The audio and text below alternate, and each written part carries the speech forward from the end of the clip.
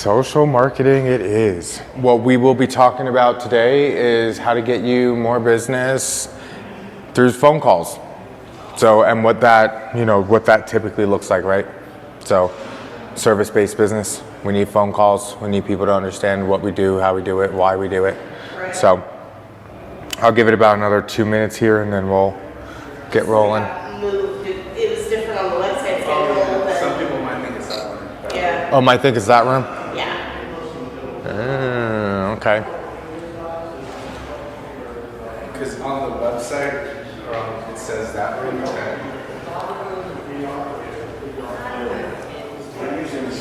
We're using off-the-shelf products, but there are people in town that are doing 3D printing.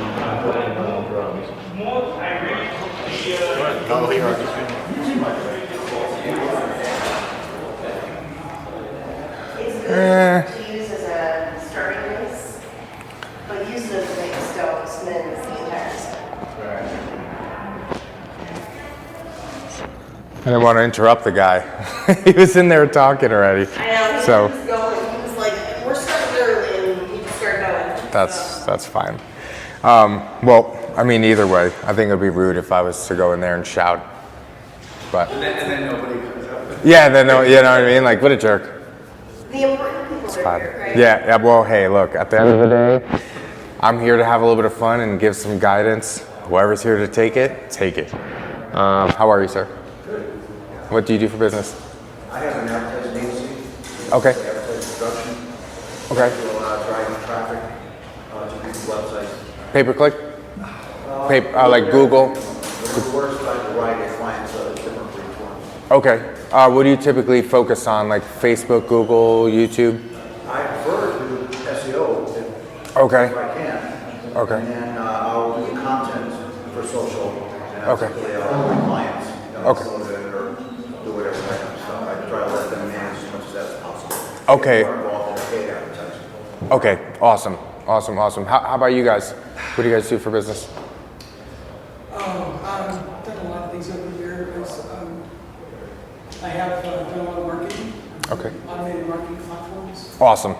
for the casino industry and the social networks for the casino industry. All right. They play free games that they play that just the time they play because you can't see them in Right.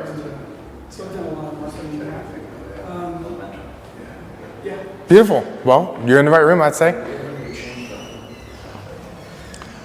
Welcome here, big guy. Happy to have you here. What do you do for business? For business. What do you do for business? I'm an artist. I'm a fine artist. I do paintings, portraits of people, and large canvases. Beautiful. He Awesome. actually knows which end of the brush to use. You know what? Which end of the brush to use.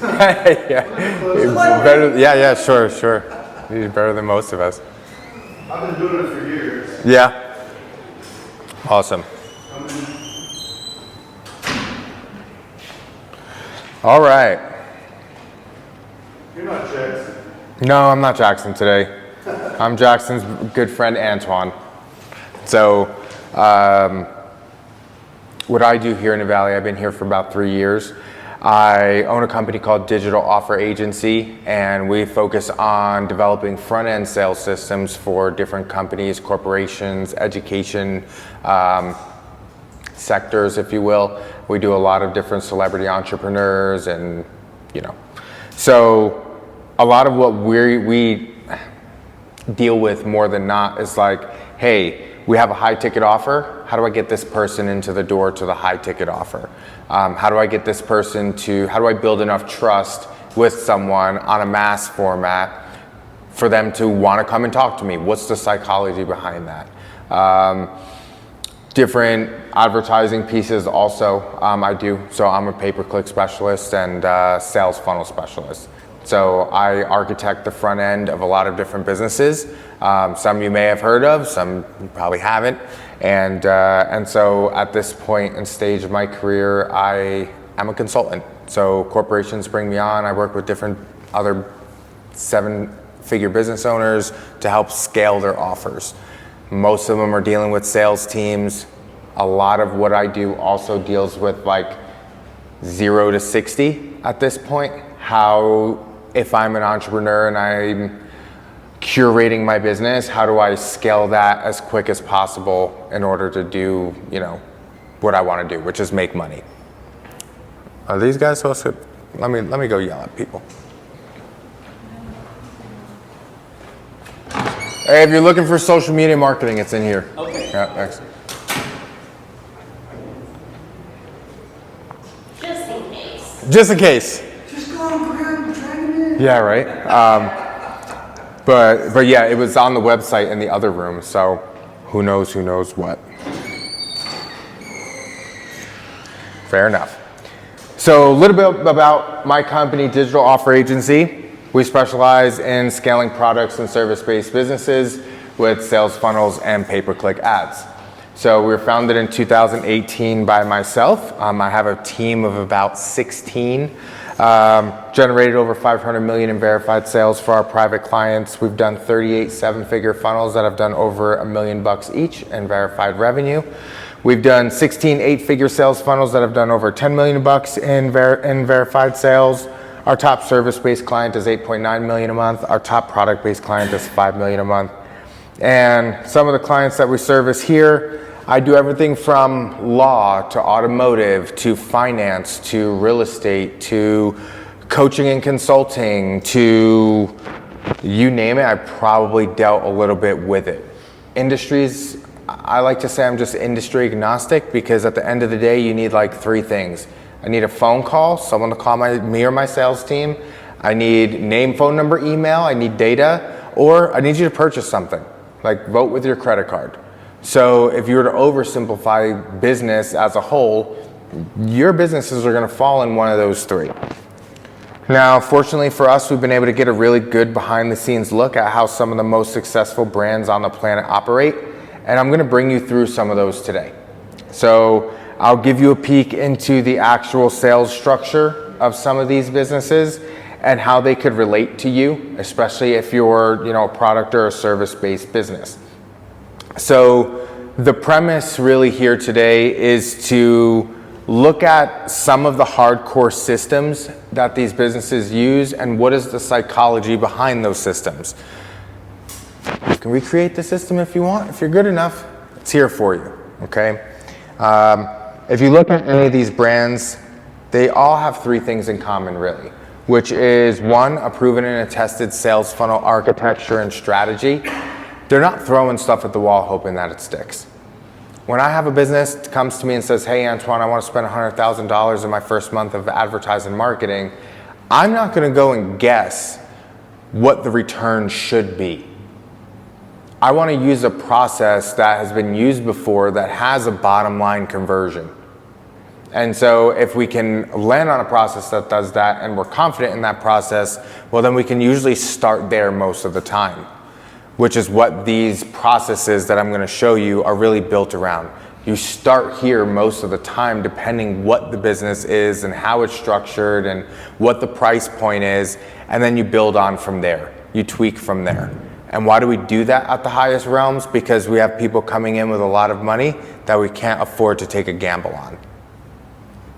So why you have a proven and a tested sales funnel architecture and a strategy behind it. 2, you have a profitable paid traffic source that generates a minimum of 3 times return on ad spend, which is your ROAS.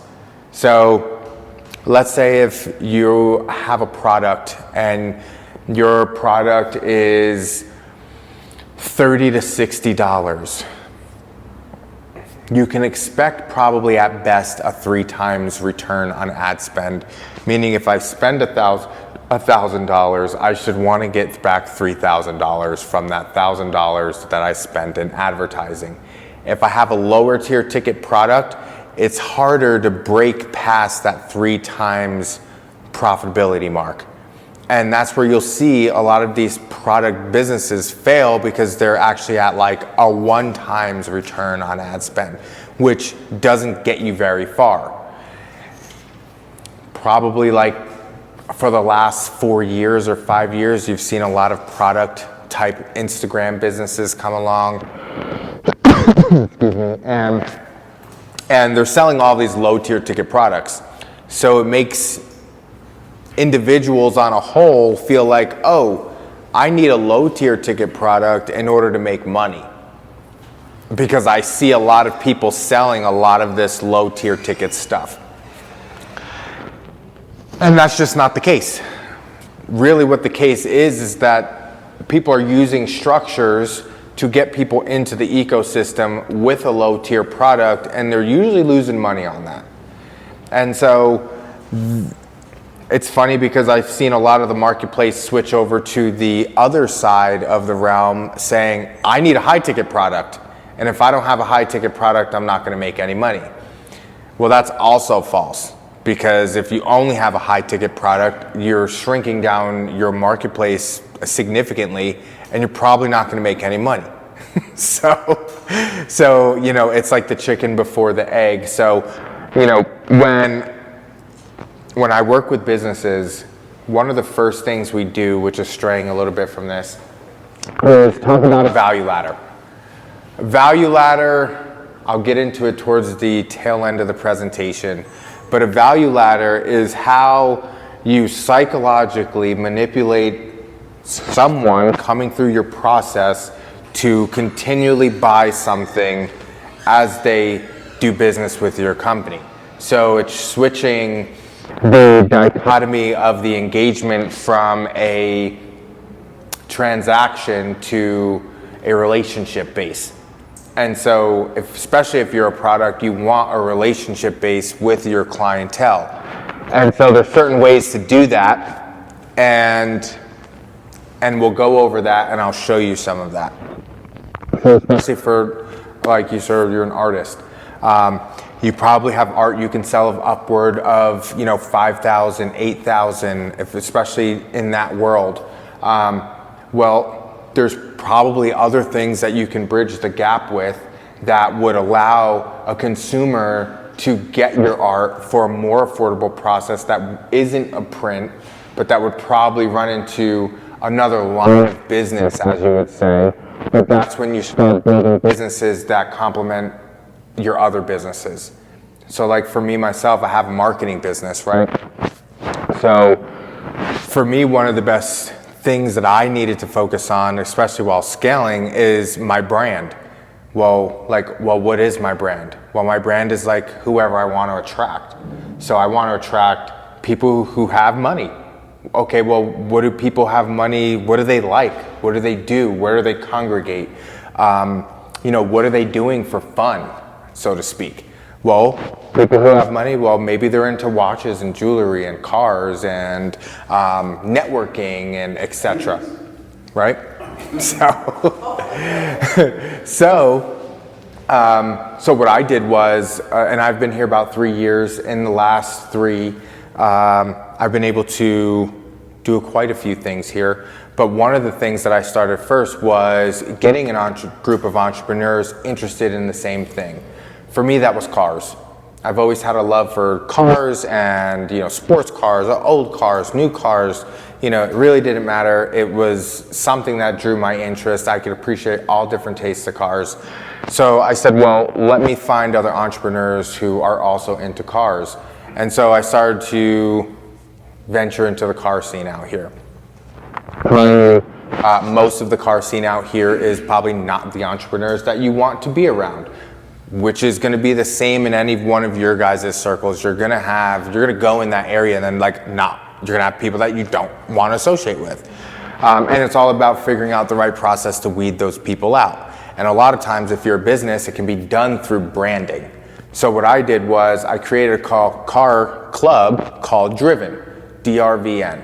And it was all about, and it is all about, if you're inspired in life, if you're driven in life, if you are after scaling, after success, after betterment of yourself, and you're a driven individual, well, then you align with who we are. And so if you go on Instagram and just put DRVN, you'll have about 4 pages pop up. And so what I did was, I said, okay, it took me about a year, and I was just having fun with it at the time. I grew the community to about 100 members. I've got about 120 right now. So I said, okay, this makes sense because this will help my branding. Now I can get a videographer I can form the guys together. Now this gives me a group of entrepreneurs to hang out with. Number one, I'm not hanging out with individuals that don't assimilate with me. Number two, I'm getting all of the content for my business because now I got a videographer coming out. He's showing the cars, showing us with the cars, getting that short form content, etc. And now I can start making a name for myself in Vegas. So, and that was last year. Now this last February, I said, okay, well, how do we level this up? How do I take this great concept of these individuals and entrepreneurs who are excited about this thing, which really, hey guys, awesome, we're all here to do what? Network and do business together and enjoy each other's cars. If you don't have a car over 80 grand, you're probably not worth it to be in the network, right? So, but if you can afford an $80,000, $100,000 car, well, you're probably doing something in your business to allow you to afford that. And so, started here with the marketing business that I grew from my bedroom, okay? Developed out an in-person community of like-minded entrepreneurs that also fit the branding of the business, which allows me to showcase the business on social media now at a new light. Mind you, all of my stuff was mostly referral, corporate, you're going in and you're doing your job, advertising a bit, but not a whole ton. And then so what that allowed me to do was get a really good foundation, build a real team, deliver a real product, and now I can have some fun figuring out how do I scale this.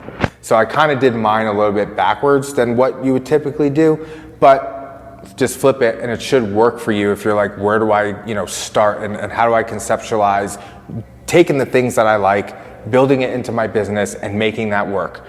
I bought it's right next to Battlefield Vegas. It's called Driven Supercar Social Club. So I bought 7,500 square feet of warehouse space, converted the front into a whole gallery that I can pull cars into. It's half a WeWork space, half a space for my members so they can bring their clients there, all of that.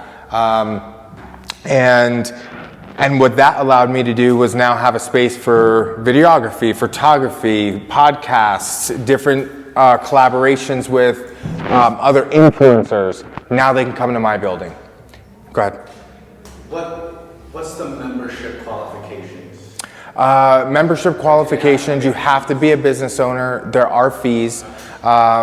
You typically would have a one-on-one conversation with me and my two other partners in the business, and then we would, determine if it makes sense for you to come on in or it's not a fit.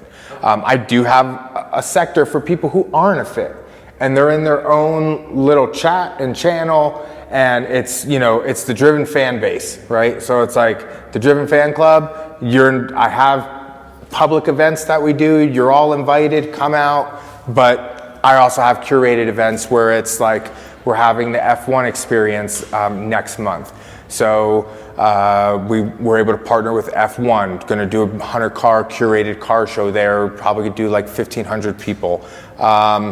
We typically close down 4 streets here down for 18 bin for Cars in the Arts. That's my whole group that does that. So Las Vegas Car Meets. So what we did was take your business, assimilate with a group of individuals that make sense for the brand image, capture that, and then build out streams of revenue through that. So through that, I built out the private event space stream of revenue, the membership stream of revenue. I also have a detail PPF wrap bay, and then I also have a mechanic bay there. So brought in tenants to help cover the overhead, which then allows me to do what I need to do from a less stressed press standpoint, and then also use the place to do events. So now I was able to incorporate networking events and mastermind events and retreat events all in the same place. So if you ever have someone tell you that you shouldn't do the things that you love because you need to focus on business, you need to tell them they don't know enough about business and how it works. Because people do business with people that they like, not because of really what you do. So you may do the dumbest thing ever and someone's like, yeah, well, you know what? That's fine. I think that's cool. I'm gonna drive with it. Here's some money, have some fun, go do it. They really don't give a shit. And a lot of people at the higher ends will operate like that because they like you, so they'll support you. And it's less about what you do, but more about why you do what you do. So if you can focus on that why and build a community around it, then you're gonna have a lot of impact, which will help offset your ad spend and everything else. Which, to the point, I started a merch clothing line for that to get people associated with the brand, and my license is technically a retail shop. So the whole thing is guised over a merch brand. Make sense? So, profitable paid traffic source that generates a return of 3 times ROAS, and then consistently optimizing conversions and traffic based on data, not theory. If you're ever running your advertising with a company and they're supposed to be getting you qualified leads and people to talk to, and they're not tracking who actually closed, well, guess what? They're optimizing for click. And the cheapest click doesn't always result into the buyer. I've had, the most I've ever paid was $1,500 to acquire a client. The least I've ever paid was like $300. I have a stem cell company now out of Tijuana, and they're paying about $30. So it really depends on the offer. It really depends on the positioning of the offer in the marketplace and how prime is the market to accepting what you have to give. Marketing is very saturated. I paid $1,500 to acquire a client in that space. But guess what? It made sense, and I was still at a 6 times ROAS at the end of the day. So I don't care. However, people see those numbers and they think, well, I'll never spend that. Well, hopefully you can, and your business can support it, because that means that you have the right price differential for your products to support that type of acquisition. And so if you can actually, you work backwards from it, it's almost like, it's kind of like saying, oh, I hope I don't have to pay a lot of taxes this year. Well, shit, I hope I pay more than double what everybody else is paying, because if you are, then your top line supports it, right?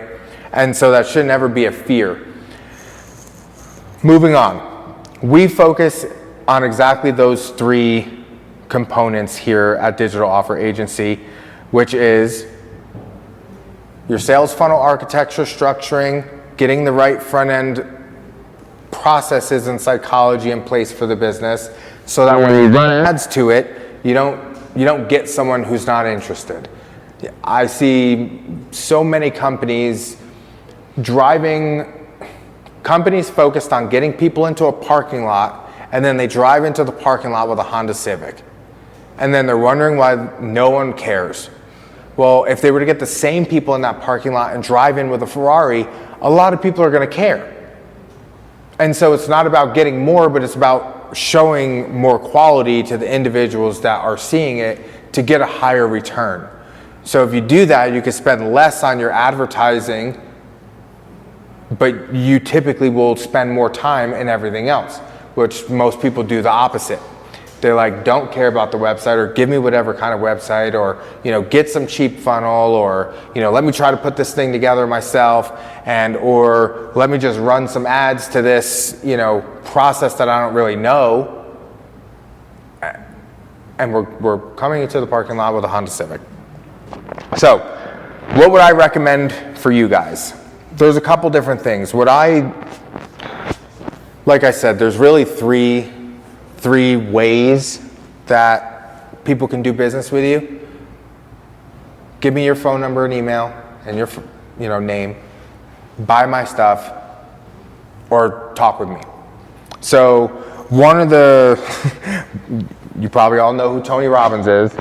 When you look at a system and process like Tony has, it looks like a maze and a map. When you do build your business out and your offers out, it can start to get like this. And if it does, you're on the right track. Because let's say if I ran advertising to my car club, okay, great.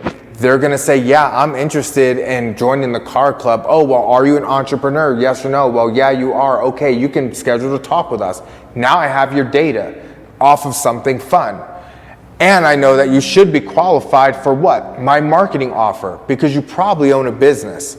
So now I got your data off of something that I could charge you monthly that's unrelated to what I actually am looking to sell you into. And now I can take your data and repurpose that data in my CRM and start to hit you with new sales funnels that say, hey, by the way, we focus on working with top 6 and 7 figure earners. Is this something up your alley also? By the way, powered by Driven, right? And I was like, oh, wait, hold on. How'd that happen? And so now you start to get caught up in the web. So you may come in through this particular offer, but this offer is going to shoot you down here and get you to take advantage. Once I got you here, now I can program you here and get you all the way down here. And so this is kind of like a structural visual representation of what a value ladder does. And so if you were to oversimplify it, and you guys can stop me anytime if you have questions. It's not a problem. You can't knock me off. I go on tangents, come back. It's not a problem. So Grant Cardone, have you guys heard of this guy? Okay. So he's a big educator, controversial guy, but at the end of the day, he was able to amass a real estate fortune through teaching people and throwing really big events with educators that educated people en masse. I don't know. He's like the real estate Joel Osteen, if you will. So here nor there, what he did really well was develop one of the first 8-figure tripwire structures. So what a tripwire, what's going on, guys? How are you? Welcome. We're talking about sales funnels in here today, how to scale business if you're, needing phone calls or you're a service or product-based business. These are some of the best structures that you can use to scale with. So Grant Cardone here, let's call it info education product, okay? These types of products have this is, you can thank this guy for all of your college dropout gurus that learned on YouTube that are trying to sell you a $10,000 education course on how to make 10 grand. What happened was this structure did so well that it influenced a generation of entrepreneurs to start educational products. This process didn't exist before a company called ClickFunnels was founded. And ClickFunnels is one of the forefront funnel education companies. So it's not like you're gonna go to college and learn, oh, how do I build sales funnels for businesses? There's a company called ClickFunnels that educated you on how to do it. And their whole shtick was, hey, buy the software. Be a software user, and then all of our software company is just gonna educate you on how to build this thing for other businesses. So now you're like a marketing agency, but to market with something new that's not a website. So a lot of people ask, like, what's the difference between these type of structures and websites? The main thing is that these essentially help you walk down the yellow brick road. It's a very straight road from A to B. On a website, think of it like you're dropping someone into the middle of a maze. If you go up to the About You section, go into that maze, and then go deep diving down that page, and you're reading 3 paragraphs of the About You section, and there's no way to get off of there, well, the only way off is up and at your top of your browser, and then going on either maybe favoriting it to go see something else, or you start to lose the individual. So the website's flaw is that between where you want them to be, which is schedule the call, give me your information, and information ingestion, there's a gap, and people fall through that gap and you lose money. And so the sales funnels were developed to close that gap, to keep people on the top of the water, if you will. And the only way you're going down deeper is if you get in my submarine, give me your name, phone number, your information, and then get deeper. And then I'm gonna say, hey, you're deeper, schedule a call. So imagine if you take all the pages of your website, extract them to the front of the website, lay them out in a way that psychologically makes sense for an individual to go through and ingest that information. and not give them any other places to go other than the thing that I want you to do. And so that's a sales funnel. And so what Grant Cardone did was he ran people from an advertising there to an order page and said, hey, buy my $20 book. It's a hardcover book. I'm going to ship it to your house. Okay, cool. Well, you went free shipping, right? Came out to 20 bucks, $45 offer, $20, get everything I know about real estate. Okay, cool. Well, now people have got that. Well, naturally, they go to an upsell, and that upsell is like $400. Hey, you got the book. Would you be interested in the education course that goes along with this? This gives a breakdown of all of this stuff, and it's 400 bucks. Oh, do you want it? Yes or no? Hey, I can't afford this. Literally, the button says like, I cannot afford this. You click that button, it's gonna offer you a payment plan of 4 months of $99. And say, well, can you afford that? And then there's a little button that says, well, I still can't afford it. And you click that, and then it's gonna tell you, well, why don't you download the whole 10X Con for $150 and get all of the education where people spent thousands of dollars on tickets, and I'm gonna give you the whole thing for 150 bucks. Well, you want that?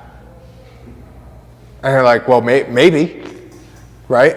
So if I get you to purchase anywhere in here, that $25, say, or $20 offer, I assume that it's gonna cost me $20 to get someone to take that offer. So that's a loss leader, but I'm pretty much even. So it self-liquidates the ad spend on that first offer. And then on the upsell, if I get you for 400, now I'm positive 400. But if I only get you for 150, then I'm just positive 150. If I don't get you for anything, I got your name, phone number, your email, and I paid $20 for that data. Well, actually, I paid nothing for the data because it washed. So this structure works really well. And what's funny is that you'll notice other companies are doing this same type of structure. So when you have product-based businesses, so like, let's say ClickFunnels, for example, right? Like ClickFunnels, they started the whole funnel thing, Russell Brunson. And so when you look at their process, it's really the same. It's going from an advertising to that first page, which is an opt-in page, to get your information. That second page then allows you to go through and purchase the upsell, which is upsell number 1, upsell number 2, no thank you, and then confirmation. Which then if you look at then Lady Boss, which was a big fitness influencer, and she did 8 figures, $60 million through a women empowerment funnel. It's essentially a tripwire again, where they run the ad to the opt-in page down there and says, hey, do you like this stuff? Is this up your alley? Is this cool? And you're like, yeah, it is. Okay, give me your name, phone number, your email. And then what happens? Runs you right to the sales page. So like, if let's say for an artist, I like the artist thing because it's a little bit different than your typical service and like product. It's almost a mixture of both, and there's a lot of ambiguity that happens there that has to get overcome. So your particular niche is a harder one overall versus if, hey, I've got a chimney company, well, let me run a $175 ad to come out, clean your chimney, inspect the interior, and clean your gutters. I'm at your house now, you know. I have small products, I have big paintings, Okay. I have portrait commissions. Awesome. Okay, so like for yourself, you could use a mixture of the two processes that I'm gonna say here. One, you could use a mixture like this, where you get someone in, you show them what you're doing as far as like a glimpse, a little bit of this, a little bit of that, a little bit of the third on that front page. It's just to get them to say, hey, I like this, because our call to actions are all leveraging, the page is meant to leverage authority, number 1, and your call to action is always meant to leverage intrigue. The call me now, or like commission me, or like book me, like no one wants to do that. But like, hey, want to learn more about the best, the top 6 commissions painting in the last 3 years? Well, like, this is what they look like. Okay, cool. Are you interested in that? Well, yeah. Okay, give me your name, phone number, your email. Now that person's interested, you know that they're interested in getting a commission painting. Why? Because they're trying to get the data to see what the best ones look like, right? And so it's all about leveraging that psychology on these pages. That's what it's about. And so you could bring someone in and say, hey, are you interested in this thing? Yeah, I am. Okay, great. Let me show you this sales page about it. Hey, I'm the top commission artist in Las Vegas. I'm this award, that award. I made up another award, and you could check these out on me. Okay, great. Maybe you get some press releases, you add those in there, and now you say, hey, are you looking for a commission art piece? Yes or no? No. Okay, that's fine. Remember, I already got your data from opt-in to sales page. So I don't need the data now. Now you say no, and I'm like, hey, that's no problem. Did you know we have a whole full line of this? And by the way, don't just stop here, because what I'll show you on the next page is going to show you this. And that'll be at the bottom here. And so you can get really witty with the way that you bring people through this and present your stuff to them. You know, and I only use that situation because when I put myself in your shoes, the fastest way for me to make money is like maybe through a commission, or the most money, right? And so how do I leverage someone into that first, disqualify them from that, and then allow them to purchase my stuff? And so what Lady Boss did was said, hey, check out this cool stuff. I'm helping train these individuals, these women, on, you know, increasing their fitness level, etc. Are you interested in that? Yeah, I am. Okay, cool. Give me your name, phone number, information. Do you want my product? No, I don't. Okay, that's fine. By the way, there's these other things too. Here's supplements, even though you're not training. Oh, you did train? Great. Here's the download. Check out. It's $200. By the way, you should buy this supplement and this protein and that and the third. And upsells the supplements going through. So the tripwire funnel is a really good structure to assimilate with. I can bring you through and show you a lot of businesses, product-based, are leveraging different variations of that tripwire funnel. If you have a subscription box, a membership, product membership type thing, Beard Club did one of the coolest structures, in my opinion, of a tripwire funnel. And so what they did was they ran you from the ad straight to the home page. Once you're at the home page, they'll say, hey, do you want to know how this process works? Or are you interested in any of these things? No matter what you clicked on that top page, it brought you to these different boxes of pages to build your box. And so if you didn't, and if you wanted to know how it works, then it would bring you to the how it works page, and then it would say show me more, and then it would bring you right back up to building your box. And so for individuals who have products that they want to, this works for like a lot of fashion, clothing, hair products, beauty products, men's facial products.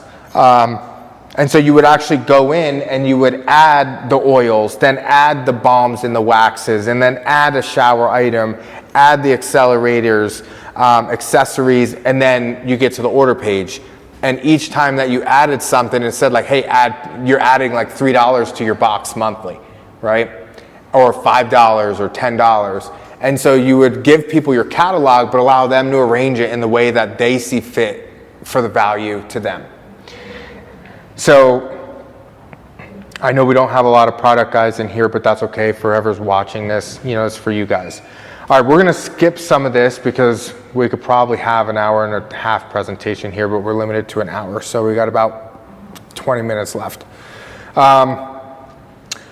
One of the things that you'll want to notice for all of us service-based businesses, you have a high ticket product, you're looking to scale that high ticket product, you need phone calls, you need to figure out, hey, what's the best way for me to get people attracted to what I do for business?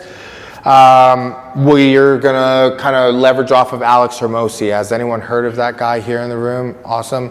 All right, so he owns a company called acquisition.com. They're actually based out of here in Las Vegas. He is like one of the poster children for ClickFunnels.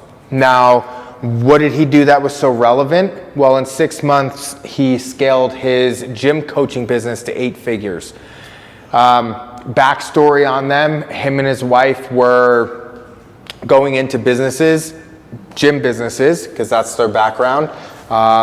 And they would sit with the business for 3 to 6 months and actually live it and scale the business for the business owners. And so while that was lucrative and profitable, it wasn't scalable or sustainable. And so they had an issue. Well, how do we do and get these results like we're used to, but how do we get the owner involved and get the owner taught how to do this? And so they switched their business model, and instead of going into the gyms, they started to train the gym owners on what they were doing. And so one of the things that they needed to do that was a sales funnel that resulted in a phone call. How do I get gym owners to give me a phone call? And this was quite a few years ago now, probably over 7. Do you guys remember like the ugly little pop-ups that we used to get on the computers? And like if you click there, like it would get your information and then take you somewhere. And then, over time, we were like always giving our information out, and then the whole privacy, kind of stuff started to come up. And we're like, well, I'm not giving my information out then anymore so easily. And now we have 6 emails, 3 of which are for anyone who we don't want to bother us at varying levels, and then 3 that are for business at varying levels. And so, if you still have an AOL.com, I don't expect you to, be up with that. But, I myself have 7 Gmails. So it's because of this system, you could thank this process for that. Nonetheless, the process, the psychology behind the process still works. But the process itself looks a little bit different. What worked really well was on this opt-in page you see right here. This was one of the first copywriting language leverage techniques that we saw blow up, which was show proof of concept, leverage authority, drive intrigue. That's it. So you'd have a simple pop-up, some ugly, real simple thing, and say, hey, I scaled John Smith to 650 new gym members in the last 90 days. Do you want to learn how you can scale your gym to another 600 memberships in the next 90 days? Click here if you're serious about scaling your gym. Click. Well, I'm serious. Okay, good. Tell me your name, phone number, your email. Okay, well, here. Well, here's our offer. And now they're here at the application page, which is exactly explaining the offer to a T.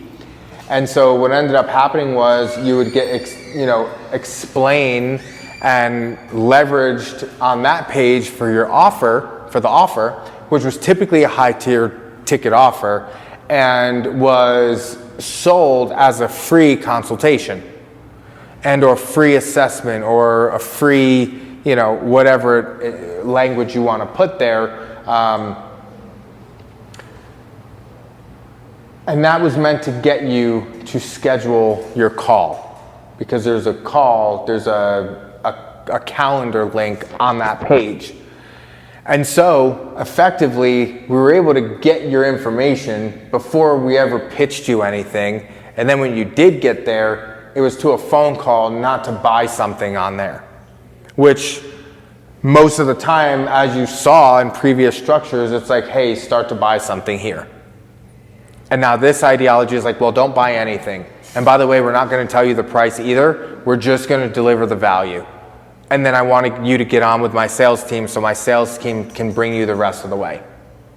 And so we essentially want you like 0 to 60 with a lot of intrigue built around what all this is, with some fundamental knowledge, so you understand what it is, but you don't know how much it costs and you don't know how it works.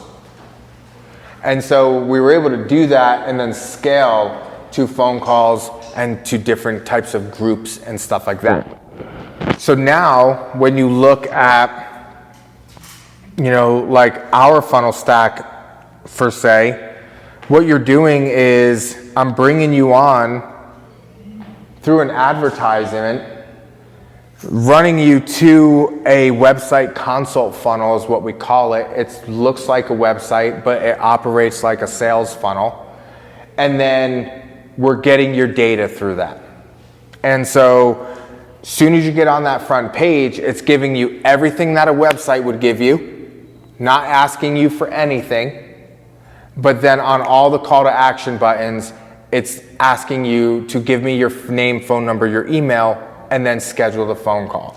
So like, I can show you guys some examples after this, but for all of you guys that have a service-based business and you want phone calls, this is one of the best structures to do it. So, what we didn't cover yet is something called a value ladder. And what a value ladder does, let's take a look at this. Okay, let's take a look at one of my coaching firms. This is a value ladder that was built up for one of the top coaching firms in the country that teach people how to become life coaches. And so you'll see, obviously it's color coded here. Most people come in and they say, hey, I want a phone call and I want to sell a $12,000 offer. And while that's all fine and dandy, I love that, but guess what? Most people who are going to schedule the call probably aren't going to be able to afford $12,000. And if they can afford $12,000, well, we're probably not going to be able to sell it to them in a way where we say, hey, the price is $12,000 and that's what it is, and pay for it. Because if you can afford it, you're typically going to want a discount on it, especially if you're someone who's used to paying or understands how, you know, individuals with affluence work. I very rarely am able to sell my top tier product for what looks like my top tier number to a top tier prospect. Unless it's a corporation. A little bit of a different model there. But if you're dealing with your very successful medium-sized business owner who has built that business on their back for the last 25 years, and you tell them, yeah, I charge everyone 12 grand, I'm charging you 12 grand and pay it, well, they're gonna be like, well, thanks, I'll keep looking. So any way you slice it, when you start to get into high ticket structures, you have to angle your offers in a particular way where you're always giving a deal somehow, some way. And no matter if they can't afford this, that's fine.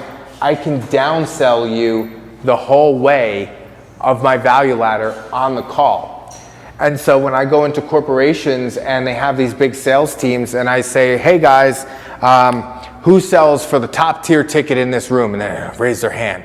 And I say, well, how many people do you get a week that really can't afford it? Probably more than half. Raise their hand. Okay, would it be beneficial for you if you were to have something to sell them that wasn't only the top tier product? Well, yeah. Well, guess who would make more money? Yes, you. And who else would make more money? The company. So the fact that we're running a 7-figure business off of the fact that we can sell a $12,000 product on a one call close, and we're spending 10 grand a month in advertising on that, well, you really have a failing business model. Because if you were to take a look at the money that you left on the table for not servicing the people that you said were not a fit for you, it's costing you $300 to get a phone call, an ass in a seat, so to speak. Well, if it costs you $300 to get an ass in a seat and someone to talk to, how many $300 did you lose? And then they look at me like, Oh, I didn't really think of that. God, what's up? Would you say this model is still, because would you say it's getting saturated, and do you see kind of something that you're already looking at ahead of this? Because there's so many, like this ladder seems to be very widely used in terms of like this type of service. So these ladders are used in every service. Okay. So like, let's say like this is a coaching structure right here, which just represents the field of gap of what we can charge in pricing. Like you have other products here. Let's say this one.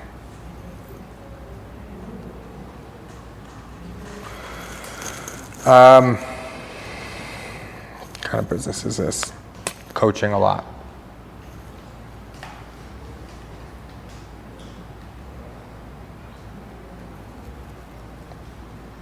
Trying to think of one that is not.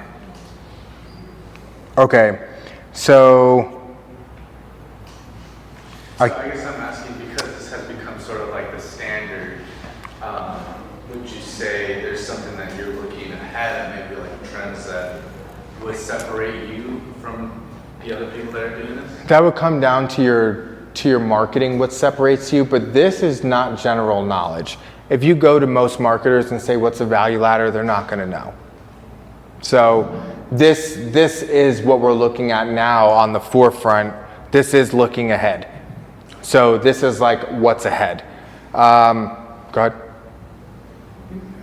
don't think I agree with your last statement. I mean, I saw the value ladder for the first time in the late 90s. But we often see value ladders associated with the sales side, the marketing side associated with product management. Correct. Product tiers. So I mean, they're almost always the most difficult sort of reconciliation process for the teams. Yep. Product marketing and product management have to have compatible vision. And the product ladder is the vision that the marketing team uses, the product tiers with the Correct. management team. So I wouldn't say it's that unfamiliar. I mean, I've seen it. I wouldn't say it's unfamiliar. I would say the way that it's used in this fashion is more Okay, so unfamiliar. And how would you characterize that use? What is the specific action item that you characterize the use of this value ladder that's different? Sure. So the main thing for this value ladder is number one, market placement.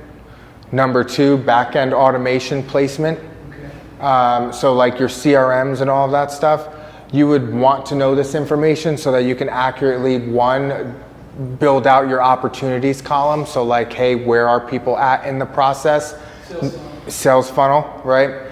Number two, what is the copywriting that needs to associate with those particular channels? How far did they make it up the value ladder or down the value ladder? So now engagement, and then training the sales team on the offer suite based on where they're coming in from.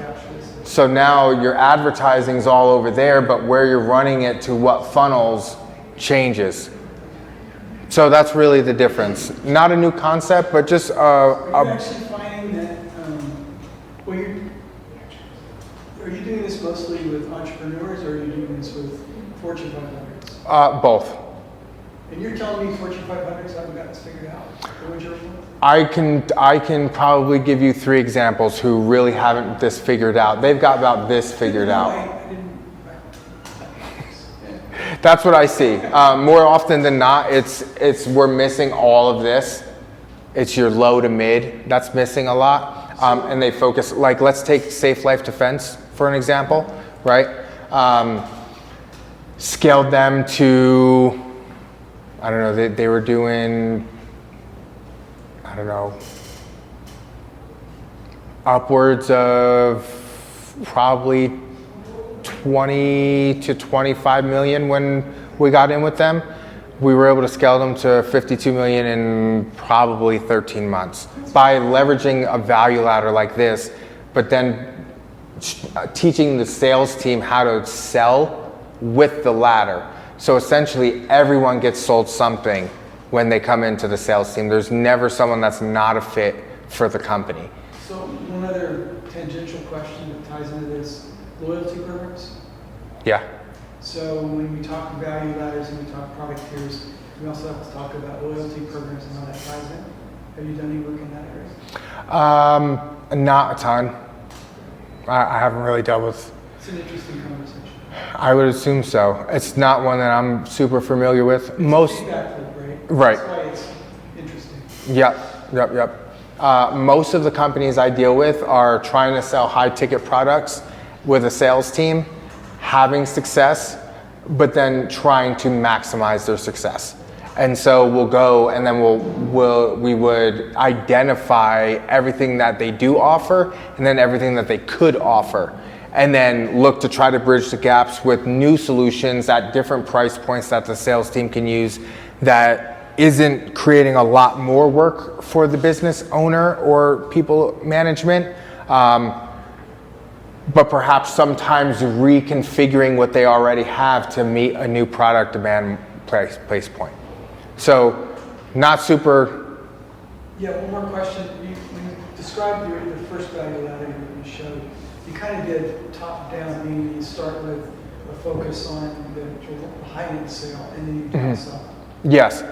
Right? Mm-hmm. So usually I've seen It's people flipped. go from the bottom up. Mm-hmm. They're trying to upsell people. Correct. Do you find a focus on downsell more powerful than upsell?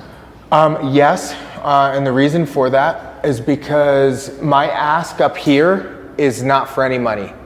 So I have a lower ask from the potential consumer.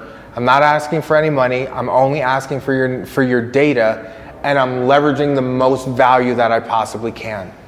Versus down here, I'm asking you for money. I'm asking you for data also, and I'm leveraging the least amount of power that I have here. So typically what'll happen is you'll spend your money up here, overload your sales team with this through explaining whatever's on the top here. Let the individual come in. We're trying to qualify them as best as possible, but if they aren't qualified, we've got a whole fail-safe, essentially. Versus trying to spend money to get people to do the low thing and get the data, and then on the back end running automation to get these people up here. So it just seems to me that spending your money on the thing that can make you the most money does oftentimes make the most money, and then we can hedge our bets on that money by not letting anyone get out of our grasp, and we sell everyone something, even if they can't afford it. And then if nothing happens here and they go to like a follow-up column, I can always start them back down here on the back end and then run these funnels to them on the back end. So putting this back to your original slide, the slide you had of the guy who was selling the book, it's coming at the bottom, and he's going up the value chain in his flow. As opposed to the other one that we started with, the full boat, and then you had a can't afford that, can't afford it, you're going down the value chain. Correct. So you're just illustrating you can go either up or down. Right. So imagine this: if I'm a speaker and an educator and I have a book, the book is there, it's good to use, but I want to spend my money on telling people that I can help them with A, B, C, or D. Now, if they come in and I can't help them with A, B, C, or D, well, you can't afford my time, so let me offset my time with something that doesn't take my time. And so, does that make sense? Yeah. Any other questions?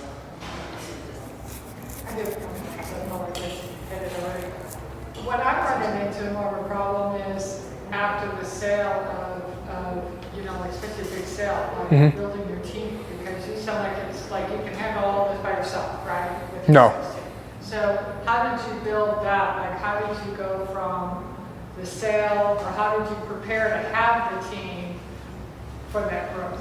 Does that make sense? Especially if you're in these huge companies. That's all. So for me, what helped me a lot was getting into the right networks of people who used other freelancers. So I built my original team on freelancers. So like, I couldn't afford to carry the team if there wasn't the business. So how do I adopt the team when I need it? Well, that's through relationship building and through community building. So like, if you look on my phone, every 20 minutes I have like a chat called Internet Money, right? And it's like 300 people in that chat all day long. Hey, does anyone have someone for this? Does anyone have someone for that? Anyone know a developer? Does anyone, you know? And I've got about 5 or 6 of those chats to this point where. How do you protect this independent contractor, right? Just with NDAs and Yeah. stuff like that, or how are you the funnel and yet they don't have contact with the client, or how? Yeah, my back-end team would never have contact with the client. I would always head up contact with the client or one of my reps. So how do you manage all of that? What do you mean?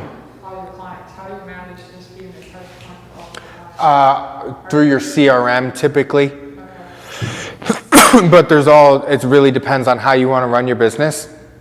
Like with my advertising clients, I'm a lot more touch-based with them through Slacks. Like I'll typically have a Slack channel for each one of my clients that are going through advertising.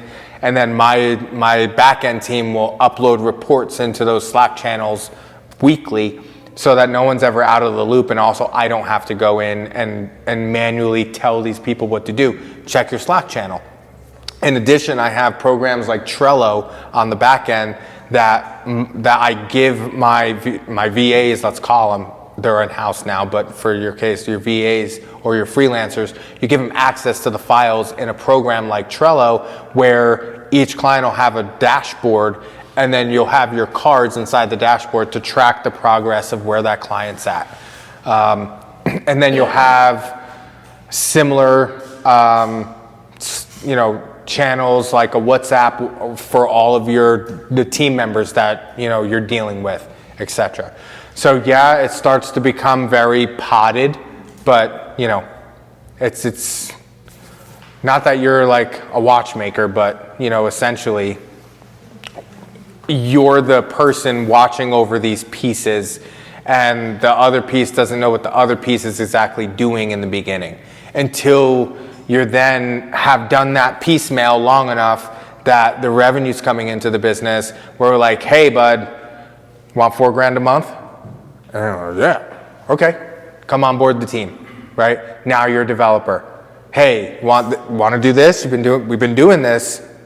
You cool with this flat rate? I'll give it to you no matter what we do.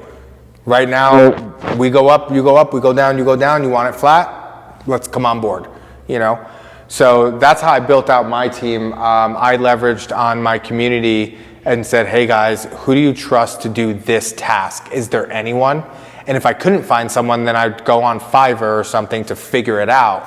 But that's a lot of trial and error. And that's, you're taking a risk essentially. But business is all about risk, right? Any other questions? Does that help? Yeah, I think so. Okay. I have a ton, but I don't like Paul, I can get out of the room. Yeah, well, so one of the best things that you could do for your business is build out a value ladder. And the reason for that is because, number one, if you're selling your own stuff, if you don't have this built out, you don't know where to go when someone puts your back against the wall and says that I can't afford this. Well, now you're scrambling and saying, well, I can definitely help you, and how could I do it? And you're trying to think of numbers on the spot and all of that stuff. So if you were to just have a simple structure that allowed you to align what sales funnels you needed for the offer and then how to leverage yourself in that offer, that would be something super valuable. So that's how I use those. If anyone wants any help with any of this stuff, I'm happy to help you guys. It's not super expensive, and I'm happy to give one-on-one time with you. So if you need that, I'd feel, if you're implored to, take down my number. I'll give it to you guys. Just shoot me a text message, anyone who wants it, and I will get on a no fucking fee call, etc. I'll learn about your business a little bit, and then, I can tell you how I can help you. And if there's not much that you need help with, I'll say, hey, tighten this up or tighten that up is what you should look for, and keep it moving. So take down my number. It's 201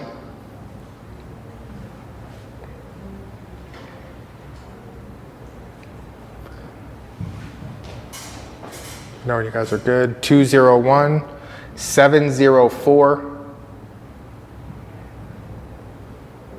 3410. So that's the only way that you'll get access to me directly. If you find the company anything else, you will be straight to the sales team. My name is Antwan, Antwan, last name Webb, Webb, and there's my building there, well, the front of it. So. Do you do exotic cars?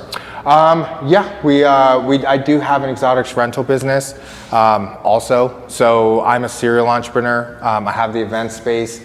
I have a marketing company. I have a stem cell company, a peptide company, a car club community. No, that's like 4 doors down that way.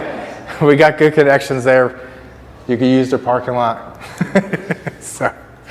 But yeah, so, you know, I've had the privilege of using my marketing skills and tactics to just build different things and then make them successful and, you know, in their own right, which I try to build stuff where it becomes a cyclical system where one feeds into the other, which feeds into the other, which feeds into the other, you know, and that's the idea. Is Driven also the merch brand? Driven's also the merch brand, yeah. So it's like entrepreneurial merch brand, all about, yeah, cars and like, you know. So a lot of the designs are like, you know, the motorsport kind of inspired designs and stuff like that. So, you know, that's what we're into. That's what we do for fun. And I have one question. Sure, Since yeah. you are a serial entrepreneur and you have all these verticals, what would you say the bread and butter of, you know, those businesses is? Is it the marketing? Yes. background? Okay. So not the actual storefront with the cars and stuff like that? all that stuff, you could be the best kept secret and you'll never make any money, Right. you know? So The fact that you're able to market each one of those verticals, that's the kind of... So like, think of it like this. The exotic rentals, I can run ads to that, not have to touch it, have one person in there, hey, come pick up your car, come drop it off, do your video inspection, report it into the CRM, I'm done, right? So, however, we're putting on an entrepreneurial event, well, guess what's parked in the front?